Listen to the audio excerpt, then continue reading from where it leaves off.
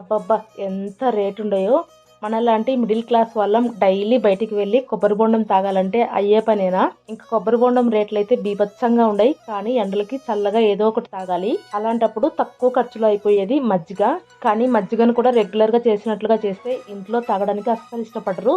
అలాంటప్పుడు ఇలా ట్రై చేయండి, సూపర్గా ఉంటాయి. ముందుగా మిక్సీ జార్లోకి 1 ఇంచు అల్లం ముక్క, అలాగే పచ్చిమిరపకాయలు సగం పచ్చిమిరపకాయ, అలాగే పుదీనా కొద్దిగా, కరివేపాకు కొద్దిగా జీలకర్ర కూడా వేసుకొని ఫస్ట్ మెత్తగా మిక్సీ పట్టేసుకోవాలి. తర్వాత కావాల్సినంత పెరుగు, ఉప్పు వేసి మళ్ళీ ఒకసారి మిక్సీ పట్టేసుకొని ఇప్పుడు అందులోకి 1 లీటర్ వరకు నీళ్లు వేసుకొని ఇలా వడగట్టేసుకోండి. మధ్య మధ్యలో తొలకలున్నా తాగేస్తామనుకుంటే అలాగే ఉండించుకోవచ్చు.